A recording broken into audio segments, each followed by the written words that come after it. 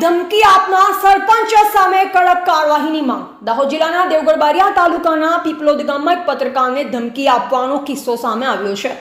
Bulletin India news ચેનલના પત્રકાર વિપુલ બારિયાને ધમકી આપનાર સરપંચ સામે કડક કાર્યવાહી અને પોલીસ રક્ષણ આપવાની માંગ સાથે દાહોદ પત્રકાર એકતા પરિષદના સભ્યોએ પોલીસ અધિક્ષકને આવેદનપત્ર સુપરત કર્યું છે। તાજેતરમાં પીપલોદ ગામે ભારે વરસાદના કારણે ગરીબ પરિવારનું કાચું મકાન ધરાશાયી થયું હતું। પત્રકાર વિપુલ બારિયા આ ઘટનાનું કવરેજ કરવા ગયા અને આ અંગેના સમાચાર પ્રકાશિત કર્યા। આ સમાચારથી નારાજ થઈ ગામના સરપંચ અને તેના સાથીદારે પત્રકાર વિપુલ બારિયાને ફોન કરી ગ્રામ પંચાયત ઓફિસ બોલાવ્યા।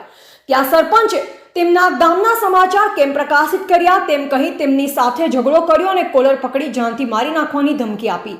આ ઘટના બાદ વિપુલ બારિયાએ પીપલોદ પોલીસ સ્ટેશનમાં સરપંચ અને તેમના સાથીદાર વિરુદ્ધ પોલીસ ફરિયાદ નોંધાવી। પોલીસ ફરિયાદ બાદ જામીન પર છૂટેલા સરપંચે ફરી એકવાર પત્રકાર વિપુલ બારિયાને ફોન પર ધમકી આપી। તેમણે જણાવ્યું કે જો તે પીપલોદ બજારમાં આવશે તો તેને ગાડી નીચે કચડી મારી નાખવામાં આવશે। આ ધમકી બાદ પત્રકાર વિપુલ બારિયાએ દાહોદ જિલ્લા પત્રકાર એકતા પરિષદનો સંપર્ક કર્યો। આ ઘટનાને ગંભીરતાથી લઈ પત્રકાર એકતા પરિષદના પત્રકારો મોટી સંખ્યામાં દાહોદ એસપી કચેરીએ પહોંચ્યા। તેમણે એસપીને આવેદનપત્ર આપી આ મામલે કડક તપાસની અને સરપંચ સામે કાયદેસરના પગલાં ભરવાની માંગ કરી। ઉપરાંત પત્રકાર વિપુલ બારિયાને પોલીસ રક્ષણ આપવાની પણ વિનંતી કરી। દાહોદ એસપી આ મામલે યોગ્ય તપાસ કરી કાયદેસરની કાર્યવાહી કરવાની ખાતરી આપી છે। એવા ભૂપેન્દ્રસિંહ બારિયા સાથે વિજય ચરકોટ, ભારતની અસ્મિતા, દાહોદ। નામ બારિયા વિપુલ કુમાર ગુલાબભાઈ। હું પત્રકાર તરીકે ગુજરાત ન્યૂઝ બુલેટિનમાં અખંડ ભારતને ગુજરાત ક્રાઇમમાં સમાચાર પ્રસિદ્ધ કરું છું। અહીંયા એક બનાવ બનેલો, અહીંયા પીપલોદ ગ્રામ પંચાયતમાં એક ગરીબ આવાસનો મેં એક સમાચાર બનાવ્યા હતા અને પ્રસિદ્ધ કર્યા મેં।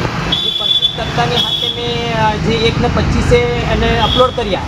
આવ્યા પછી મને ગ્રામ પંચાયત પર સુરેશભાઈ દરજીનો મારા પર ફોન આવ્યો કે તું પીપલોદ ગ્રામ પંચાયત ઉપર આવ।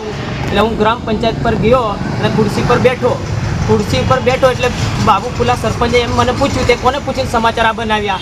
એટલે મેં એમ કીધું કે મેં કીધું આ તલાટી સાહેબને મેં પૂછ્યું છે। તો તલાટી સાહેબને મેં 4 વખત પૂછ્યું કે તલાટી સાહેબને પૂછ્યું તો મને પૂછ્યું, સરપંચને તે પૂછ્યું એટલે ઉશ્કેરાઈ ગયા। ઉશ્કેરીને મારું કોલર પકડી લીધું। કોલર પકડી અને મને દિવાલે ચોંટાડીને મને ગળદા પાટુનો અહીંયા ગાલ ઉપરને મારવામાં આવ્યો।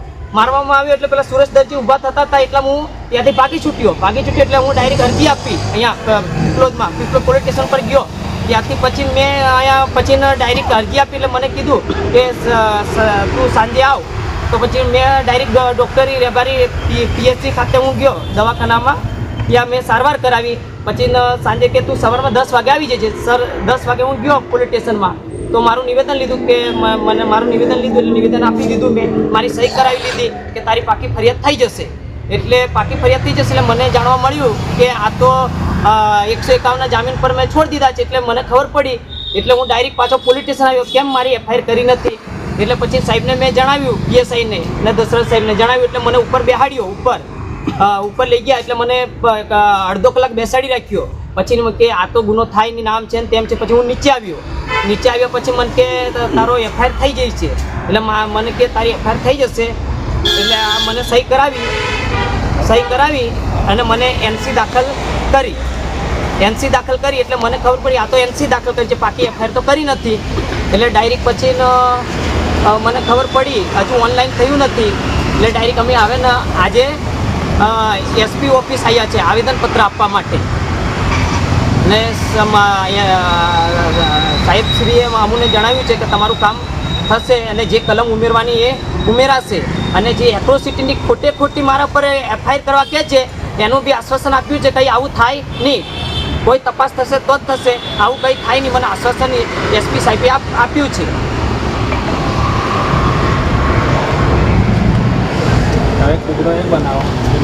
જોડે ઘટના બની છે બરાબર, એવી બીજા પત્રકાર ભાઈઓ જોડે બી આવી ઘટના ના બને બરાબર, એના માટે હું આજે રજૂઆત કરવા આવ્યા છે અને મારી બી રજૂઆત કરી છે। આવી સાહેબ શ્રી એસપી સાહેબે એવું આશ્વાસન આપ્યું છે કે આવી કોઈ જગ્યા પર આવું થાય નહીં એવું આશ્વાસન આપ્યું છે। અને આ મારા પત્રકાર પરિવાર તરફથી બધા સભ્યો દેખાય છે, પત્રકાર ભાઈઓ એ બધા આવ્યા છે, મને આશ્વાસન આપ્યું છે અને સાહેબે બી આશ્વાસન આપ્યું છે। ધન્યવાદ।